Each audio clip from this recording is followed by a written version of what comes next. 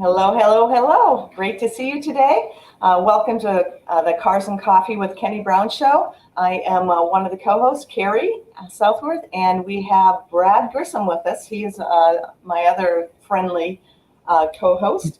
Today we have a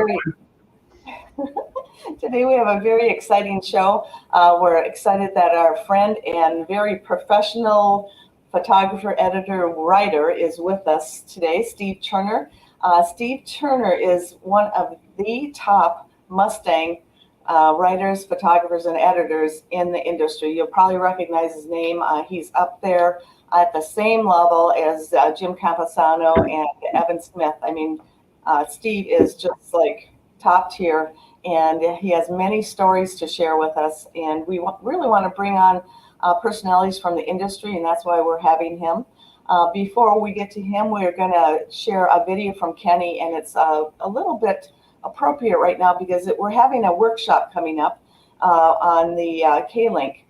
And so the K-Link is Kenny's innovative new rear suspension module, and Brad is going to be playing a video of that. But the workshop that's coming up to introduce it and to show you a little bit more about it will be August 23rd. It's Tuesday, August 23rd, and we'll try to have a link in the comments where you can register for it. If you don't get the link there, we'll also be having it posted on our Facebook page, so look for it there. But this suspension, Kenny's been working on for years. It's through the patent process. We're just like a week or two away from getting the official patent on it. So we're very excited about this. There's been a few people that have it on their car, and during the workshop, they'll be telling you a little bit about it. It is saving between 6 and 11 seconds per lap.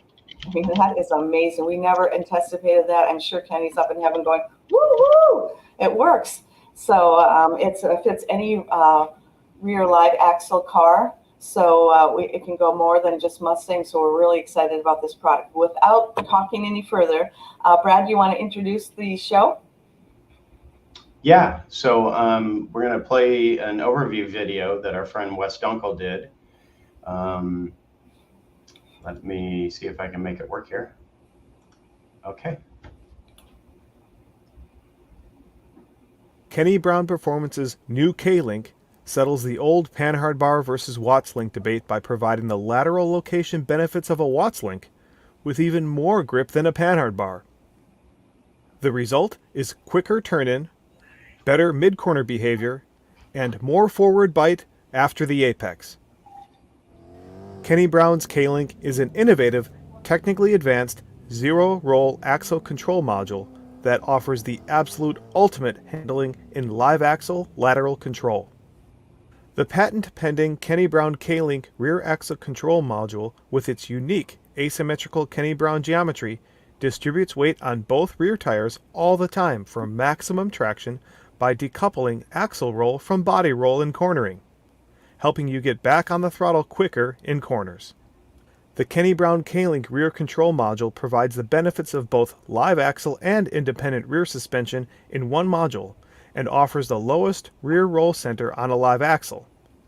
The K-Link adds more grip, higher mid-corner speeds, and higher corner exit speeds. The result is lower lap times at the track and lightning quick turn-in on your favorite twisty road. The K-Link rear axle control module is a simple bolt-on and can be installed with basic hand tools in less than 2 hours. The K-Link is precisely manufactured to fit all S197 Mustangs without drilling, cutting, or welding.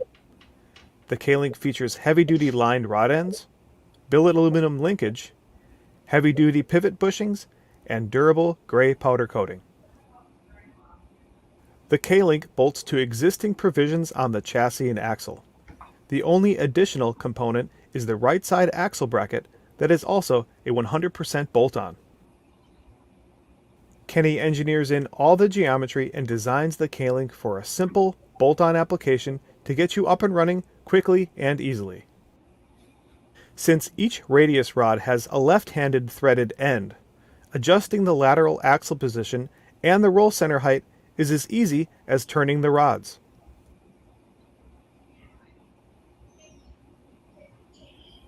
Even though lined rod ends and bushings precisely locate the axle, there is no increase in noise, vibration, and harshness over a traditional panhard bar.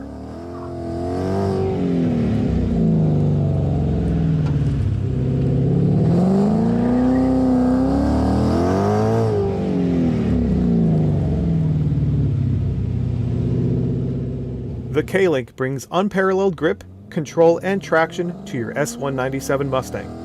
The only thing faster than the installation and setup will be your lap times.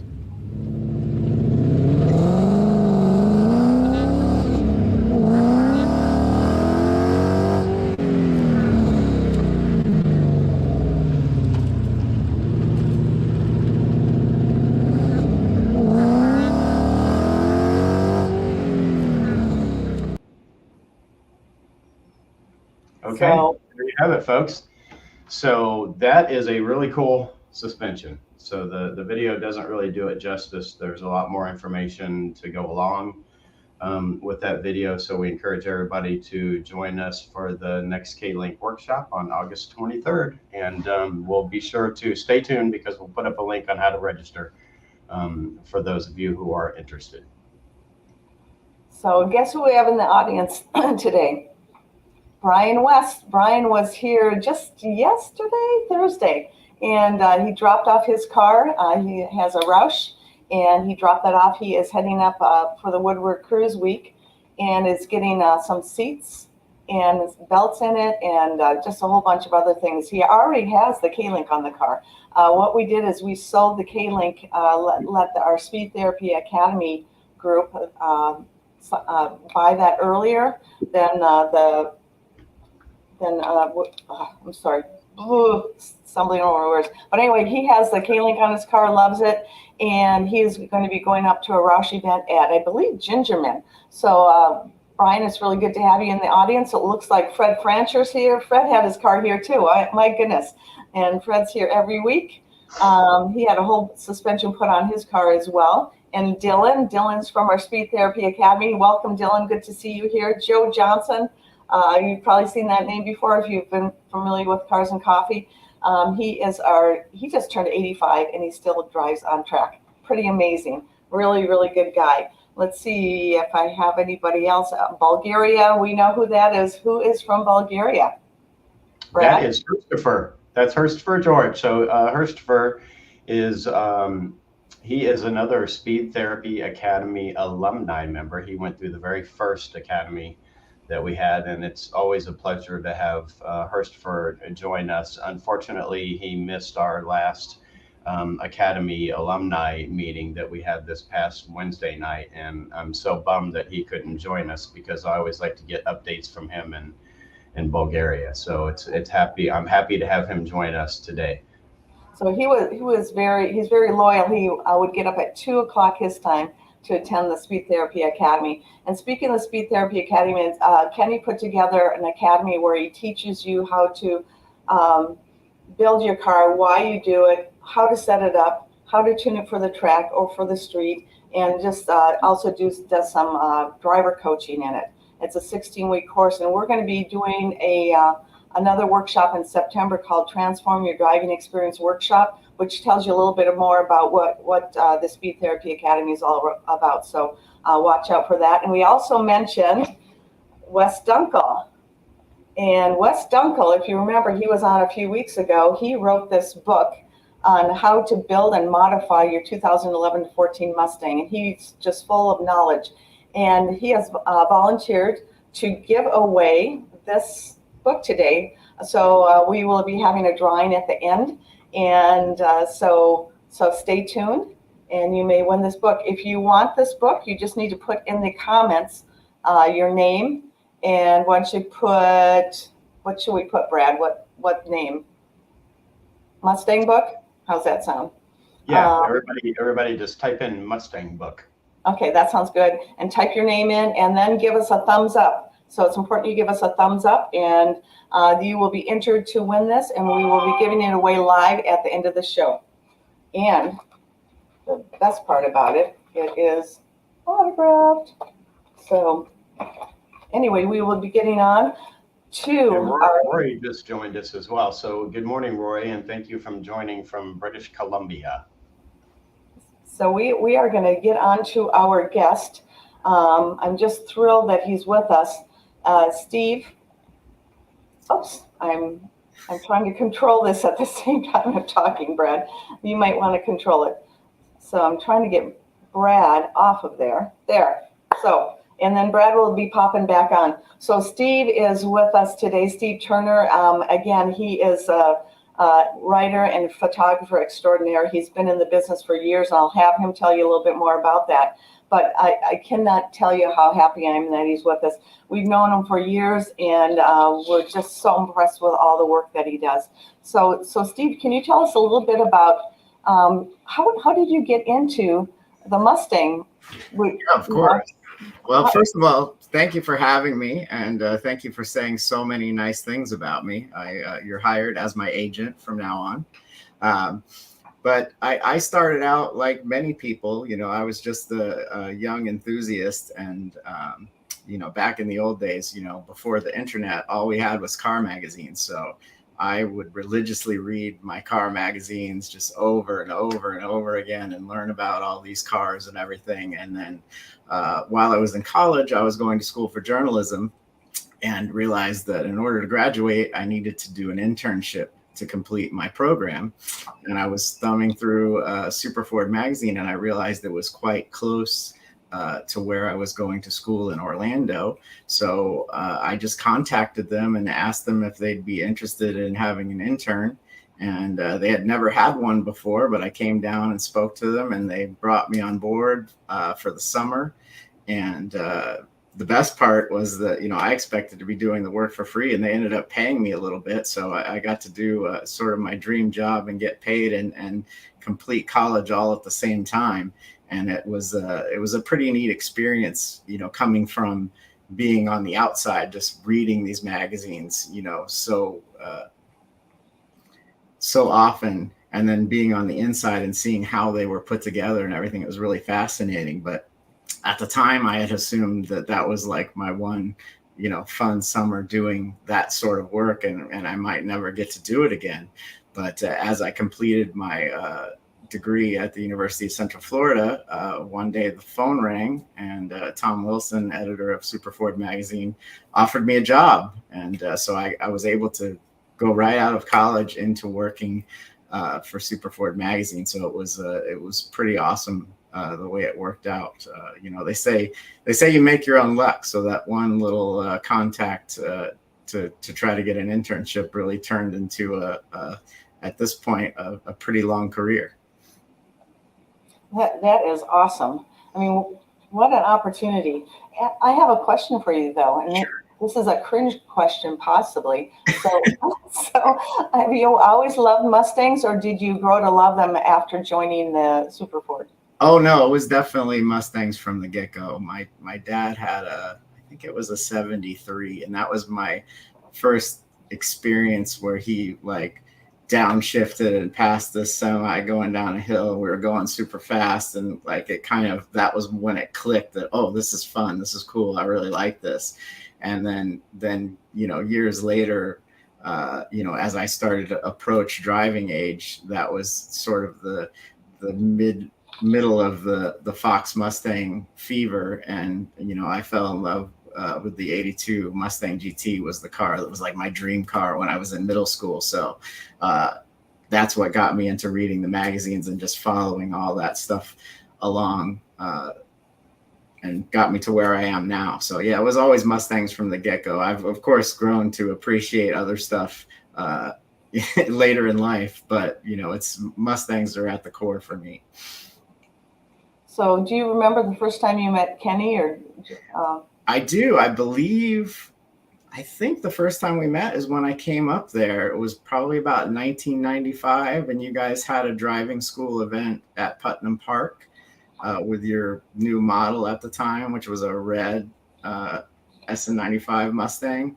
The Red Rocket. Yes. And, I had not been doing this I started interned in 1993 and I started working in 1994. So it was probably late 94 or early 95 or something like that. It was one of the first assignments, you know, where I went out into the field for the magazine. So it was a pretty big deal for me. And, you know, I had obviously driven cars fast on the street and all that, but it was really my first experience on the road course. And, you know, of course, it was a heck of a lot of fun. You know, I mean, just like, you know, I had just been doing it very shortly. So it was like, oh, this is my job. I get to come out and, you know, drive cars fast and everything. And of course, you know, I didn't really know what I was doing or anything. So Kenny was very patient about, you know, showing me, you know, the ins and outs. And you know, that was a foundation that I built on for a long time, because I, you know, eventually got put into all sorts of situations where I was driving very fast cars on road courses. So, and I never really had any formal training until I went to the Bondurant school a few years later. But you know, you kind of pick it up as you go along. So it was a great time. And when I was there, I got this from you, I believe. Oops. Let's see. Oh, you still have that? Yes. Oh, that is so little nice. gift. I thought this was appropriate to bring out for Kenny Brown Cars and Coffee, a Kenny Brown coffee cup with my name on it. So I'm still honored to have that. And so yeah, that was that from that trip. And of course Kenny was great, and you know, we would do stuff together, you know, for many years. I think the last time I saw you guys when he was with us was at the SEMA show in 2019. I think we spent some time chatting. So yeah, probably we run into you all the time. It seems like the automotive industry is a huge, multi-billion-dollar industry, but it's actually a very cottage industry. And you know, so many people from so many companies and everything, we all become very good friends. Speaking of that cup, I still have mine, and I have it with my married name.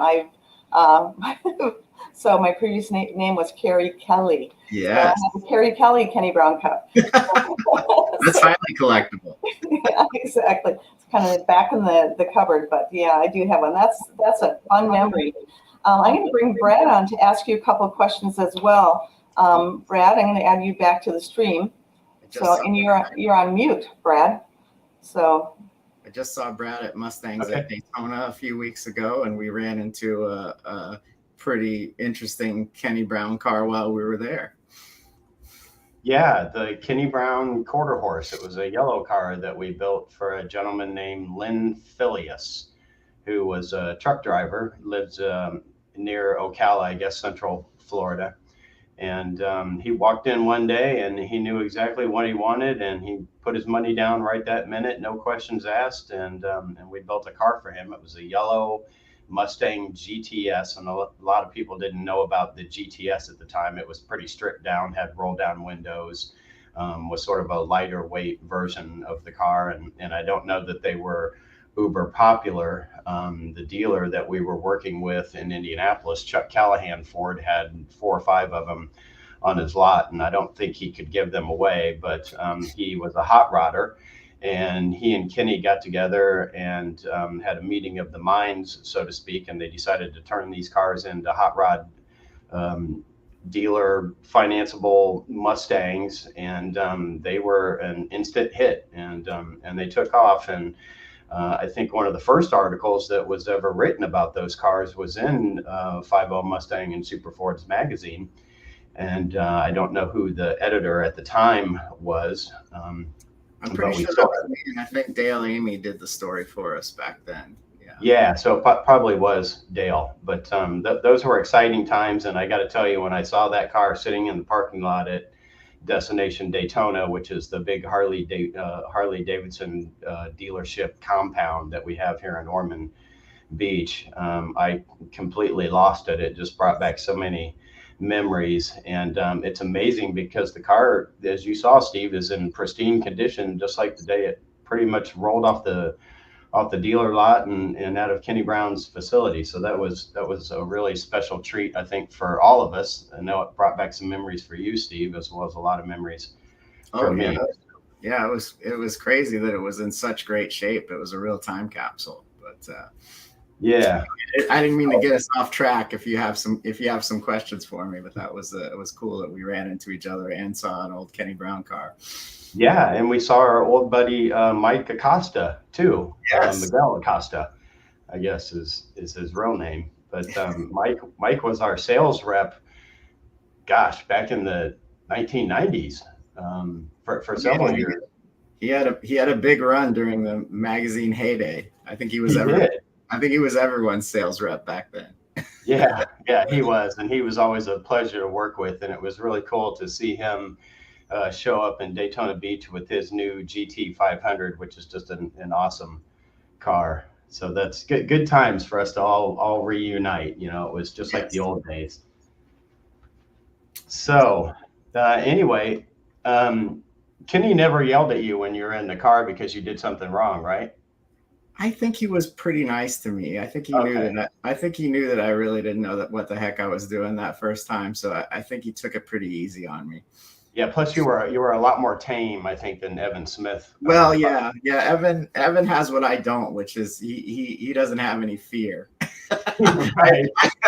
I still have a lot of self-preservation, so that's why he drives a lot faster than I do, because he has no fear built in. So I think you have to have that if you're going to be a race car driver, right? You can't push it to the edge, you know, and do it repeatedly. I think that's why they start them out as little kids, because then they're not really afraid of anything. They put those little kids in go-karts and everything, and you know, build them up to the really fast stuff. But yeah, Kenny was very gentle and gave me some, you know, the basic tips, of course, but good advice. And I didn't crash the car. You know, I never wanted to be that guy, and really enjoyed the experience being out there at Putnam Park and everything. It was all brand new to me at the time. Just being around all of it was really, really a neat experience. And you know, having someone be so friendly and helpful, and you know, building cool cars. You know, I had,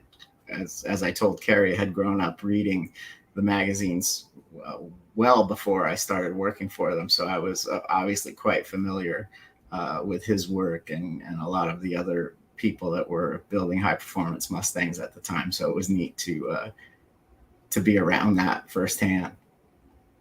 Yeah, well, I'm sure that if you knew about Kenny Brown cars prior to meeting him, then it was probably just added to your excitement level once you got there and realized that you're like the guy who's going to be driving the car. Right. Yeah. Well, you know, I knew about his cars. I knew about his involvement with the, you know, Celine racing program back in the day and all that. So it was pretty neat to even meet him and then get to drive the car and get some driving tips, you know. And you know, in all the years since that, every time I ran into him, it was always wonderful to see him. He was great. So I'm sure, you know, obviously you've driven several of Kenny's cars in the past. So I'm just curious to know, of all the Kenny Brown Mustangs you've ever driven, covered in the magazine, do you have any one particular favorite that really stands out? Well, I never drove it, but as I said, I was always kind of a fan of Old Blue, the Fox car, because I had grown up reading about that, you know, and that's kind of the era I came up in before I started, you know, working in the industry in the 90s. So I always had a soft spot for those cars. But I think the sweet spot for me anyway, for the Kenny Brown cars was the modular era cars.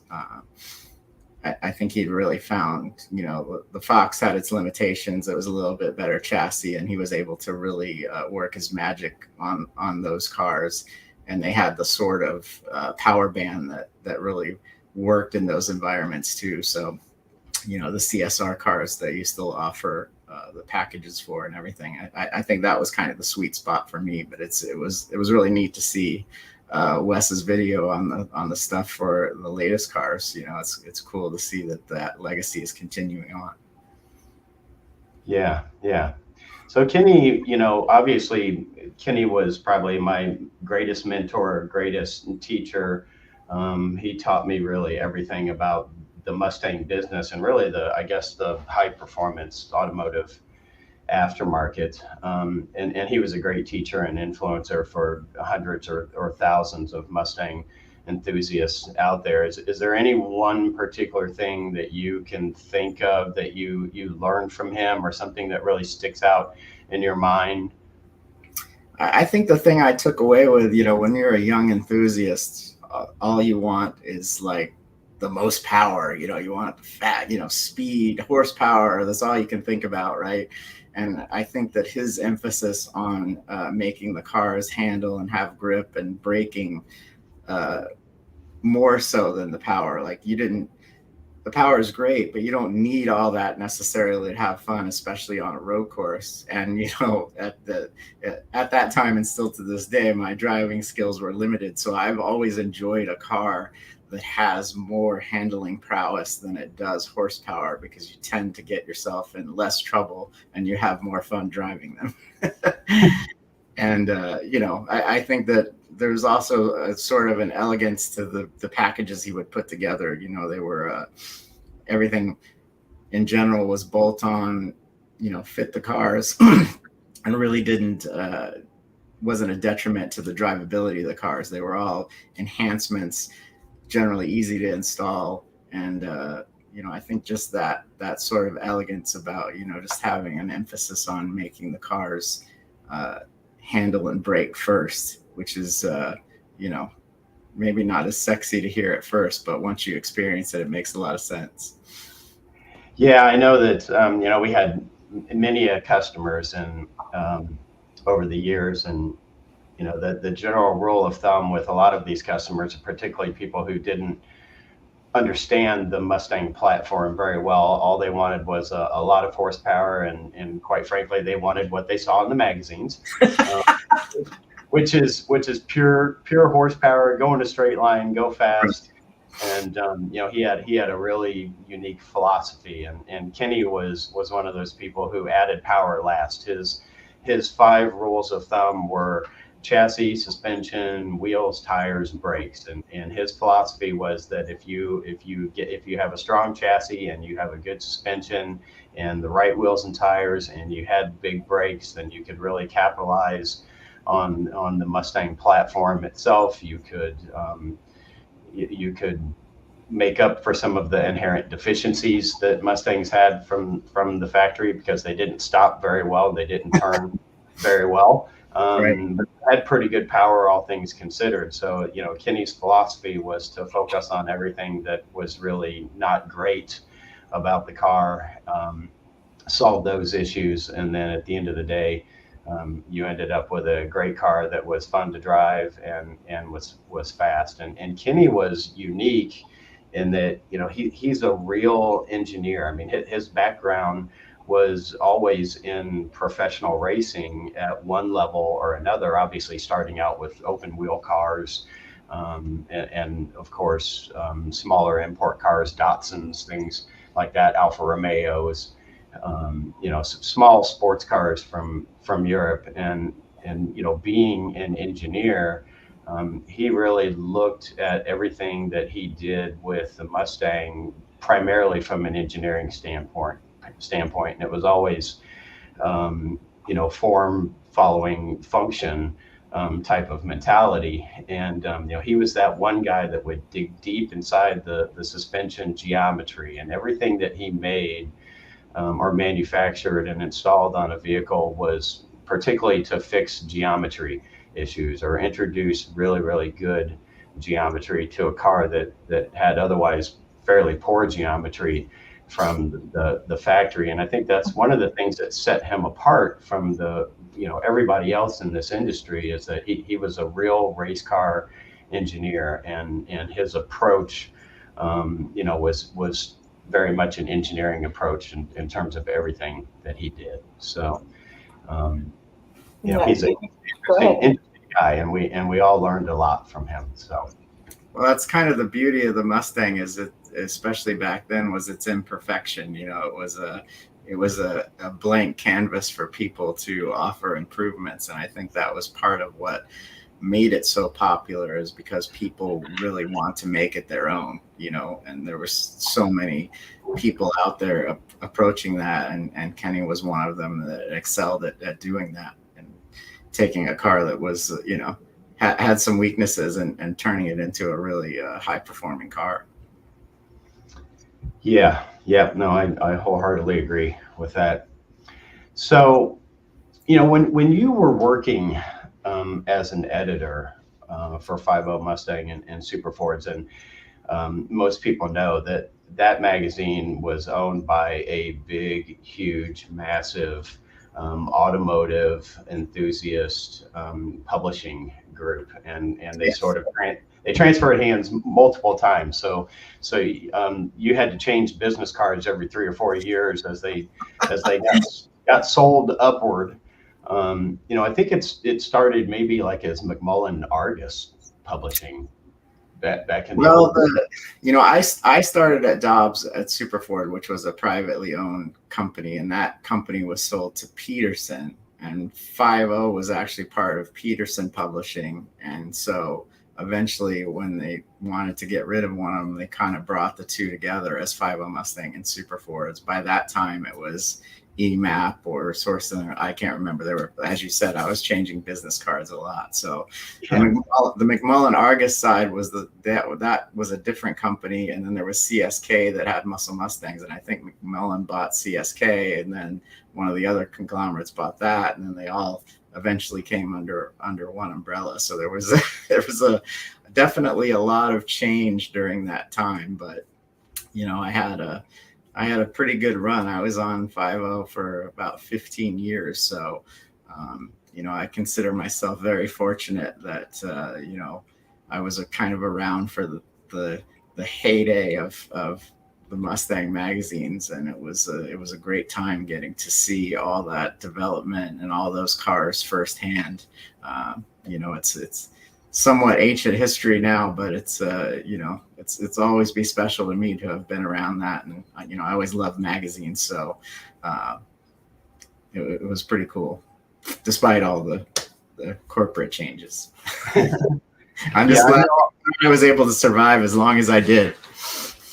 Yeah, no, you and several others, and so you know, it's just a testament to the you know, the people who led the company themselves, because they always found good talent, and they always managed to do everything they could to keep that talent around. So you know, you and several others, you know, were with the company just what seemed like forever. And I can remember going to the Tampa office. So you know, obviously the publishing company had offices in you know, LA, they had offices in Tampa, you know, offices in other locations, but the Tampa office was always a real treat for me. I was always so excited to go there, because you're going to walk into that building and you're going to see everybody there in one group. You're going to see Steve Turner, and you're going to see Jim Camposano, and you're going to see Evan Smith, and you know, other people that we became long time friends with,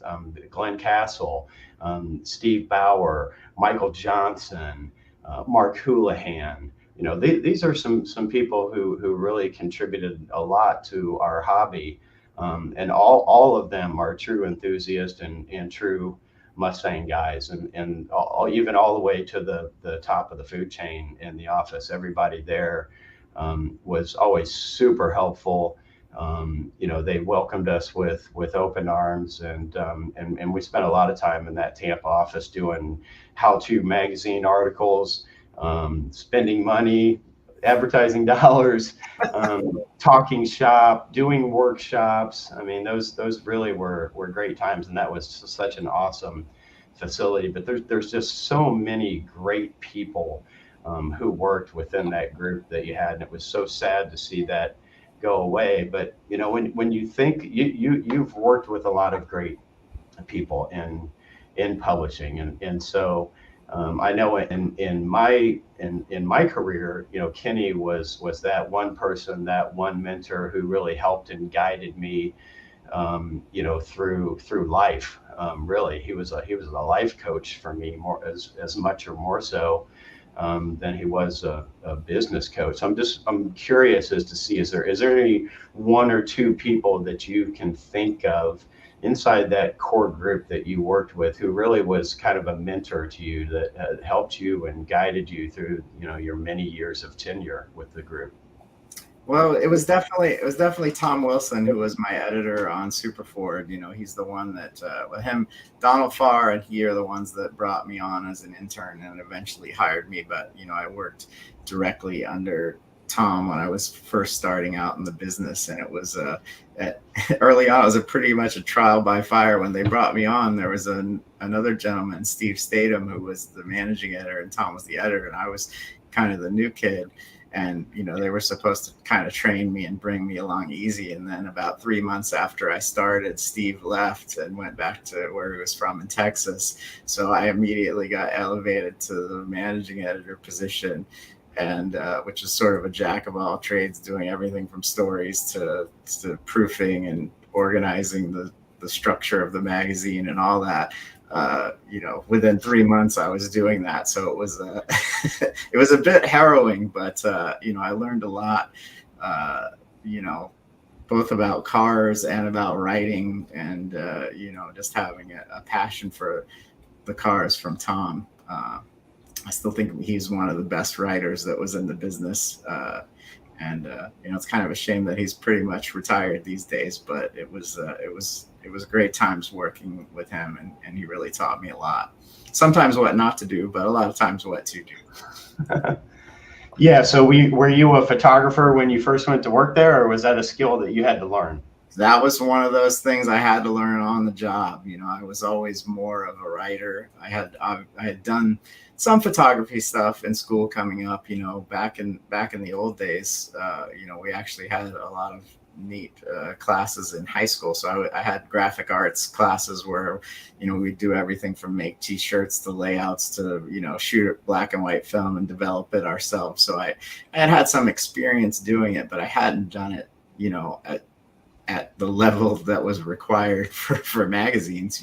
So fortunately there was some people around that I learned. Tom Shaw, who did the muscle car magazine at Dobbs, taught me some stuff early on. And then I had the good fortune of being a lot of times we would hire really talented photographers for the crucial shoots. So I was able to sort of look over their shoulders of Randy Lorenzen and Dale Amy, and see the sort of stuff they were doing, and take some notes. John Thawley, we had some really great photographers that shot for us. So it was that really helped. But more than anything, it was just the practice of just doing it. And back then, it's so much easier now with digital because you can kind of take a peek and see what you've got. But back then, when you're shooting black and white film or slides, you didn't really know if you had the shot until you brought it back and had it developed. So you had to shoot a lot of extra photos just in case, to make sure you were going to come home with something early on, when you weren't as sure as some of the people that had been doing it for years. So that instance when I said I went out to Putnam Park with you guys, I hadn't really done a lot of that. So it was fun, but terrifying at the same time, because I had to make sure that I came back with something I could use for the story, Yeah, I remember the old days before digital, and I working with photographers, yourself and Evan, and I'll bring up a name from the past, Johnny Honkins. Yes. Johnny was the probably the most, for the lack of a better term, and excuse my language, he was the most anal photographer that I ever worked with, ever. I mean, it was early mornings to capture the right sunlight, and I was just astonished at how many photos he took. And I would always think to myself, gee whiz, how many photos do you have to take? Because it just hundreds, constantly snapping the camera, waiting. And I was his little gaffer, and I'm holding this big reflector, and I'm like, what is this that we're doing exactly? And then you would see the end results of the photography, sometimes months afterwards, or at least weeks afterwards, and I was just so astonished at the quality of it. And of course, now we have digital, so it's a lot easier to snap a photo and then look at it Yeah. and see, is this a good photo or is this a bad photo? Back in the old days, we took like 10 bad photos for every one good photo that we got that was usable. So it was just mind-boggling to see all of you guys work, and really the artistry behind everything that you did from a photography standpoint. So Yeah, so Steve, what are some of your favorite photo shoots or editorial pieces that you did? Your favorite, like, thought were the best that you wrote and stuff, and also the most memorable, because I'm sure there's some interesting stories there. Yeah, I would say that the ones I've always enjoyed the most are having the opportunity to drive the new Mustangs first. I've been fortunate enough. I think my luck's probably about run out by now, but I think I've driven since the first press launch I went on was for the 1995 Cobra R, and ever since then, I think I've driven just about every new Mustang before it was introduced. So I love having the opportunity not only to drive the cars, but we're usually afforded the opportunity to talk to the engineers. And I always like to talk to people that are way smarter than I am, and kind of learn about what it took to put those cars together. Because it's really amazing that they, design these cars and they come out running on the other side of an assembly line, kind of the way they wanted them to. So there's a lot that goes on into it. But I would say that along the way, that 95 Cobra R stands out because I went to Charlotte to drive it, and then I had the opportunity to actually drive the car back to Florida. So I spent like a week driving it and did this really involved story on it, quite lengthy for the time. And, did some really neat stuff. Like I stopped somewhere in the South to get gas, and it was crazy. I would never consider doing it now, but I let some kid drive it, that was around, asking questions about it, and got his impressions and included it, and took it to cruise nights around here. And no one had seen a car like that. So at that point, so that was pretty neat. But the one that really, one of my favorite cars of all time is the 2000 Cobra R. And just having that opportunity to drive those cars really fast. I mean, really fast, because they promised a big top speed. So of course we had to figure out whether that was legit or not. And those cars were just so raw for the time, and really ahead of their time, because if you think about it, they had naturally aspirated modular engine that revved to about 7,000 RPM, and that was kind of unheard of. Now we have the modern engines that do that sort of stuff routinely, but those cars with no radio and a loud exhaust and an engine that, because of its displacement, had a little bit of torque but would rev that high, and the cars would drive that fast, was sort of a groundbreaker. And then later on, the 03 Cobra really was a milestone vehicle, because over the years people had always just requested for a supercharger, a 6-speed transmission, an independent rear suspension, and this car brought all that stuff together in one package and offered it from the factory. And of course it wasn't perfect, but it was it sort of, I believe, kind of led to all the cars that we've enjoyed since then, the GT500s and all that kind of stuff. The factory supercharging and the 6 speeds, it made those things normal. So a lot of those stand out. And of course, it was great being around the aftermarket stuff like the Kenny Brown cars as well, and getting a chance to speak with Kenny about what went into engineering those products to upgrade the factory cars. But it was always getting a chance to kind of go deeper inside was what I really enjoyed the most.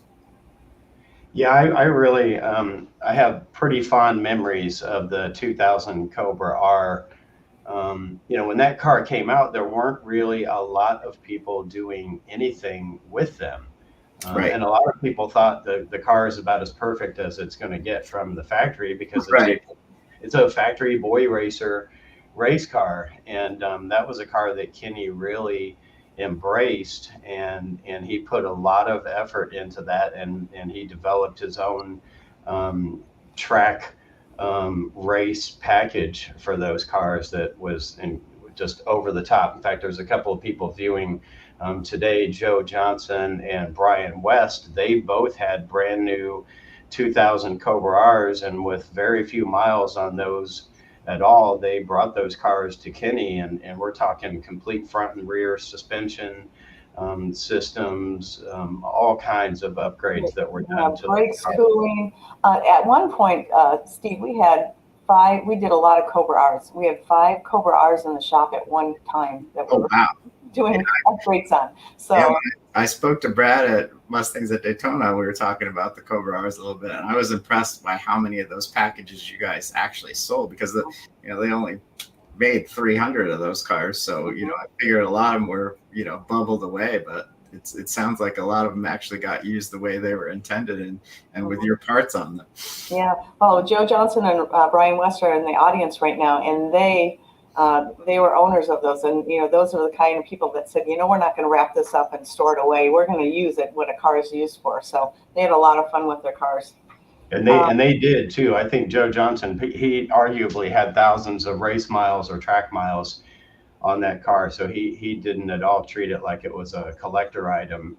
And to him, it was a special car, but it wasn't so special that he couldn't modify the holy heck out of it and beat it to death on the racetrack. He tried to burn it down and everything at one point, but and the car still lives on to this day, and it's in South Florida. Great. And so the owner, obviously loves the car. Maybe someday Joe will try to get it back. I don't know. But Joe always says one of the best cars, or the best car that he ever had, was a Kenny Brown 2000 Cobra R Club Sport racer, and I couldn't agree with him more. So, you're still driving a GT 500? I have it. To be honest, I don't drive it that often. It spends a lot of time in the garage, but I do pull it out and get in the boost every now and again when I'm not sitting behind this keyboard. Since I'm, I do contract and freelance work, so I'm always juggling, different jobs, writing these days, which I'm fortunate to be able to do. But it keeps me busy, So, but I do still have it, and I have an '88 Mustang, and my daily driver is a little Focus ST, which is, still fun, but practical in many ways, having a little hatchback, and being able to throw stuff in. But I do have that GT500. So you still have a Fox body. That's still, I guess, your favorite era of Mustang is the Fox body?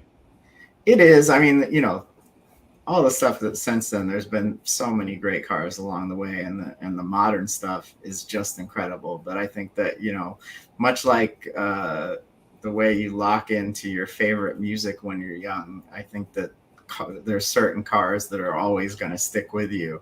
And, since, as I said earlier during the show, that, I really fell in love with the Foxes, starting with the 82 GT, and then just, started following the magazines and getting all excited about what the possibilities to do with these cars, and kind of followed all through that era. Unfortunately, I was too young and didn't get into the industry until that had kind of ended. But of course, those cars still remain viable back then, and still today you see a lot of them being modified and enjoyed. But yeah, it's those cars really, really stuck with me. I tend to like, certain eras of them, and models, not necessarily all of them, but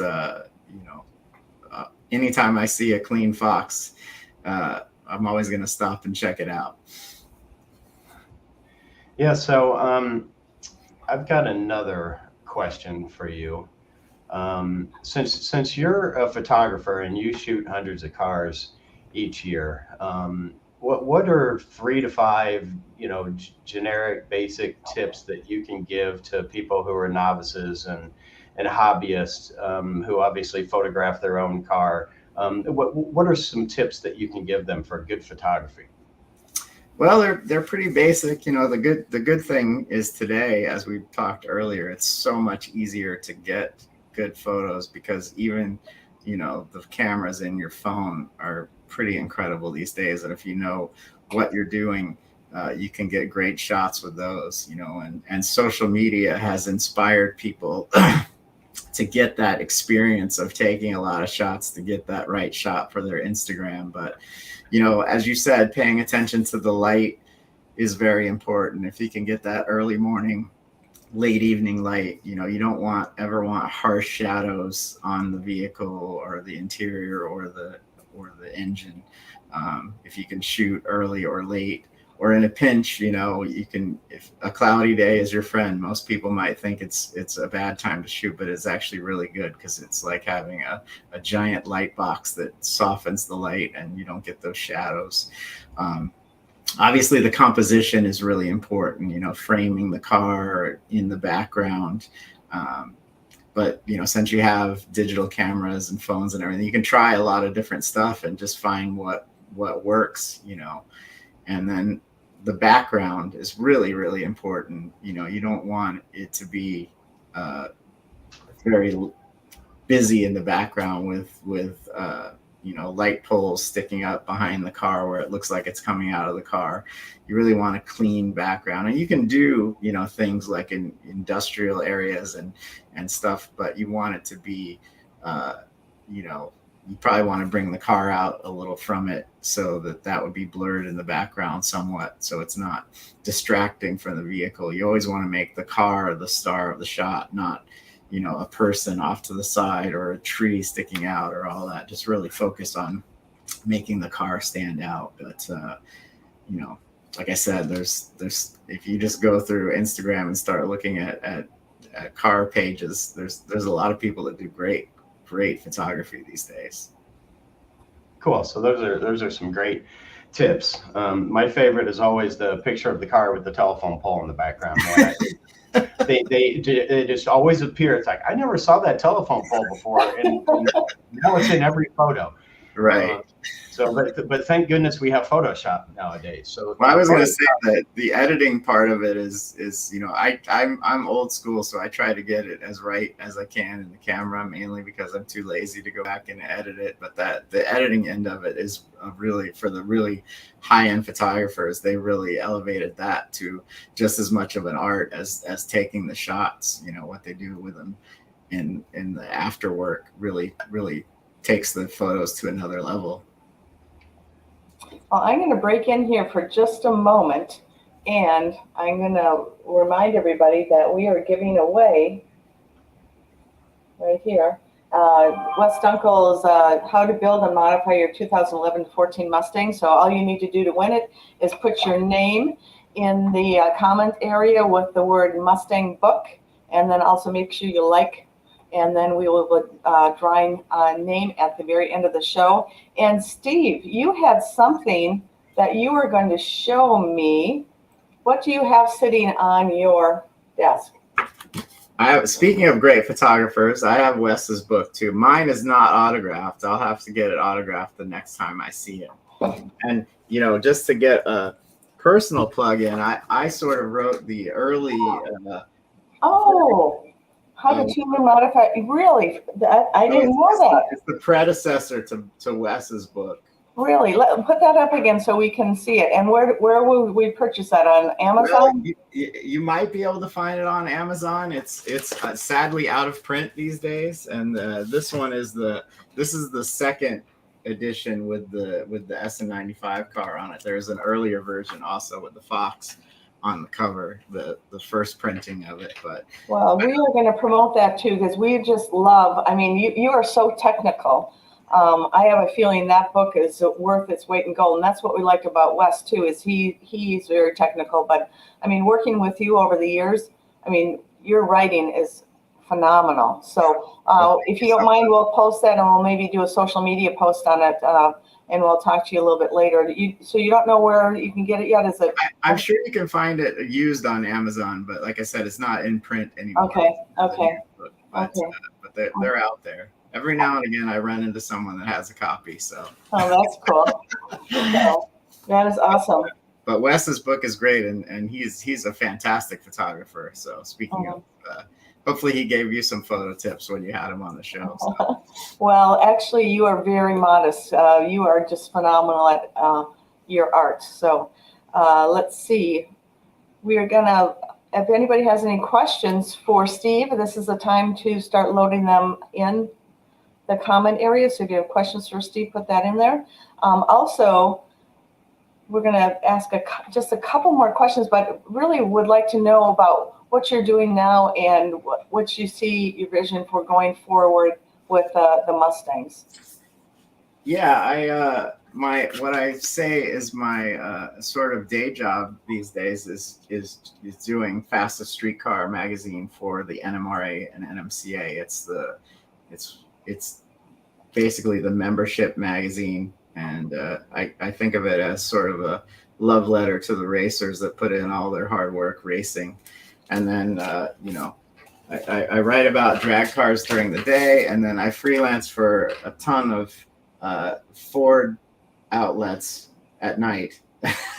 As I said, I'm always juggling something. So I'm a regular contributor to Mustang Hub, which is, if you're into magazines still, is fantastic, as is Fastest Streetcar. If you still love magazines, you can still get them, and I work on a couple of them. But I also contribute to several of the Ford websites. I just had a story on the Ford Performance site about Mustangs at Daytona, and I contribute to FordMuscle.com as well. And in the past, I've contributed to Hot Rod and those websites as well. So basically, anyone that'll take my scribbling, I'll write for them. But I love writing about cars and hearing people's stories and learning. It's really fascinating how much brain power and passion goes into people making cars go fast. So is there anything, we've just started this interviewing thing. Yes. So is there anything that you would like to add, or? Well, I'm curious. I'd like to ask you about, obviously, sadly, Kenny is no longer with us, but you guys are going on with the company. So I'm curious. It was great seeing that video at the beginning of the show, and seeing the parts in action. That was really cool. But can you talk about how you're moving forward with the company and what the plan is? Yeah, sure. Thanks for asking that. So what we're doing, I'm Cari, and I'm actually Kenny's business partner, and his I've been married to him for years. So so this has been a very tough loss for me personally and professionally. But what we're doing is we're continuing on with his legacy. That's what he would have wanted. And what's interesting is he has left like a wonderful team of people that are so knowledgeable. Obviously, we will never be at his level, but he's trained us so well, such as Brad. Brad knows so much about what's going on. Rich does. Wes Deunkel is coming into the group, and he's worked with us for a number of years, testing products and doing some installation work for us. So we just and our mechanics. So we have a really good team of people. So we decided to continue on. What my role has been in the past is I was running the company, so it's been a fairly smooth transition going forward. We miss his technical advice, his personality, and his direction. But what we're doing right now is we're building Kenny Brown tribute cars, and it's interesting you were talking about the Fox body cars. We are building a Kenny Brown Outlaw tribute car. So we're taking his iconic cars from each generation of Mustang and building a tribute car from that. So that one's coming in a couple months. We also have one in here right now, an S197, and we are building the Kenny Brown GT4 CSR car, which we fondly call Ruby. So this will be Ruby 2. Right. And we have another one that I think is lined up for the S550. That will be the GT4 CSR as well. And that's similar to, if you people know our cars by our names, Maryland, you can check those out on the website. And we're introducing this K-Link. This is phenomenal. Kenny worked on this for years. He finally finished it, and he could hardly wait to get the patent on it. And unfortunately, he passed before the patent came out, but we had it filed at that point. Expect it any day now to get that information in the mail. So we're really excited about that. We have a whole bunch of products that we're developing. I mean, it's going forward, and I know he's here in spirit, just helping us out, and so we're not stopping. So that's awesome. That's great to hear. Yeah, so, that's really great to hear. It was very sad to lose him, but I'm very happy you guys are keeping his legacy alive, and doing those tribute cars is really cool. I can't wait to see some of those when you finish them up. Oh yeah, we'll be getting them out there so people can see them, and we'll keep you involved in that process too, because I know you love those cars. Let's go to some. Brad, are you tracking the questions? Let's go to a few questions here. And also remind you that if you want to win the book, Wes Deunkel's How to Build and Modify Your 2011 to 14 Mustang, please enter your name and the word Mustang book in the comments. Give us a like, and you will be entered to win at the very end of the show, which is momentarily. Let's see what we have for questions. Brad, are you on? I am. Can you hear me? There seems to be a delay on my end. Oh, we can hear you. Yep, we can hear you just fine. Okay. So let's see. I'm going through some of the questions here. Lots of people. Eric's here. Steve, this is from Rory. He goes, Steve, what was your most favorite Fox picture? Most favorite Fox picture? Wow.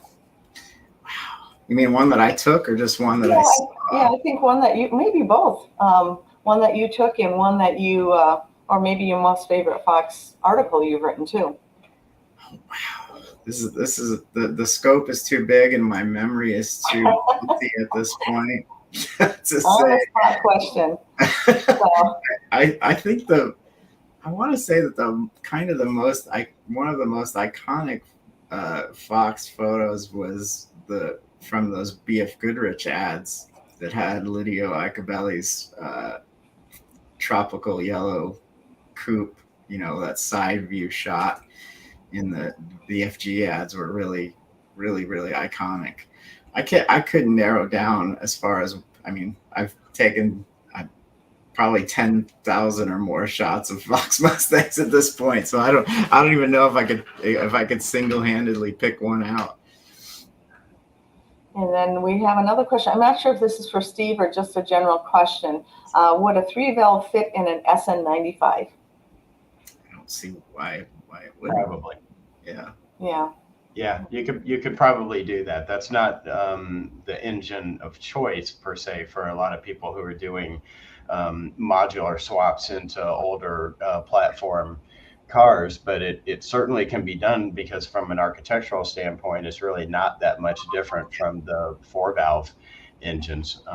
It's all I think I've seen a car recently that had that swap, and it's not as sexy as a Coyote swap, but it's probably a lot more affordable to get your hands on a 3-valve and swap it in if your 2-valve or push rod's dead. So why not?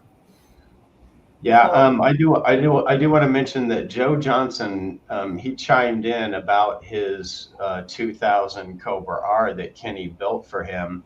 Yes. He put over 17,000 track miles on that car. And there's Cobra Rs that you see sitting in garages that are still quote unquote collector items that probably don't have 17 miles on them. Yeah, exactly.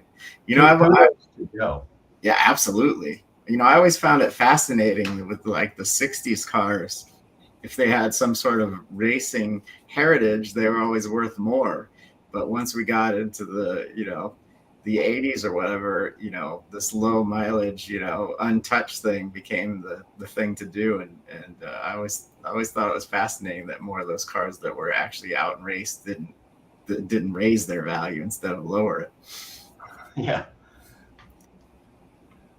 So let's see. So far, we only have one person who has actually even entered the contest to get Wes's book. So you guys are making it way too easy for us. And there's still maybe 2 or 3 minutes left if you want to try to get your name in the hat. Otherwise, we know who the winner is. Well, I think Rory did, and then there was another one at the top that entered right away, Brad.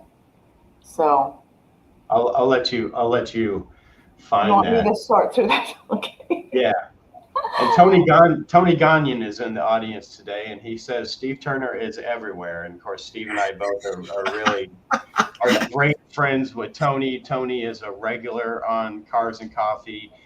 He's also a masterclass instructor for our Speed Therapy Academy that we do each year. And Tony just has been a tremendous help to all of us in the community, and he's been a tremendous help to Kenny, Cari, and I for the last several years. So it's always nice to see him on and supporting us. And obviously, you know Tony very well.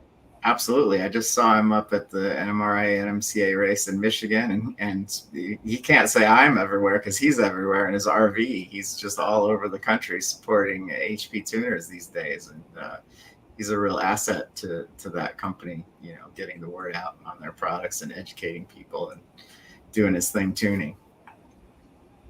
So we did have I'll refer to him as Facebook user because he's obviously on the Kenny Brown Speed Therapy Society group page. Cari, maybe you know how many Kenny Brown Fox Body Outlaw Mustangs were built? Well, yeah. I just discovered that because we have somebody that just bought an original Kenny Brown Outlaw car, and there was only 9 built back then. Wow. And the gentleman that called in, I can't remember his name right now. I should know it, but anyway, only one was built the year that of his car, so he is 1 out of 1 for that year of the Outlaw cars. But yeah, that was Kenny's top of the line car. We built a ton of Super GTs, and there was another car that I can't remember what he called it, but we built tons of those. But the Outlaw was the premier, and like the price was way up there. So we built 9 of those, and we love them all. So, and we have a couple other things that are going. Somebody's listening outside of Turn 14 at Road America. So great show, and thanks for putting it together. Let's see, Steve. We also might be Dan Neve. Oh, I bet it is. There's something else to you. Oh, Calvin Goring says he has your book, and he's been since I'm still running a Fox, I'd rather it go to someone that can use it. Oh, he already has that one. But there's somebody in here that has your book. Do you see that, Brad? Oh yeah, that's Jorge. Jorge has Steve's book. He says, "What an honor! I've had it for many years, and that book is where he first learned about Kenny Brown." Look at that. Yeah. So Thank you, Steve. Of course. So yeah, it's interesting. There's been several books that have been written over the years, and all of the authors have been very generous to us and to Kenny as well. And a lot of these old Mustang books you look at, whether it's Fox Body or How to Build an SN95, there's always some reference in there to Kenny Brown. And so it's amazing. To see all the support that he's gotten over the years from people that really he considered to be close friends and family members. Steve, Kenny always thought the world of you, Steve. He always thought of you and Evan and Campy as part of the family, as opposed to just friends or industry people. You guys were real family to him, and so that means a lot to see you still today supporting the brand and supporting all of our efforts. We really appreciate that. Of course, yeah. Kenny was wonderful, and it's an honor to hear you say that he felt that way. That's he was that's genuinely how he felt. So And Calvin Goring says that he already has Steve's book. I don't know. You may not remember Calvin, Steve. Calvin came. He was a Mustang enthusiast. He was a Kenny Brown customer.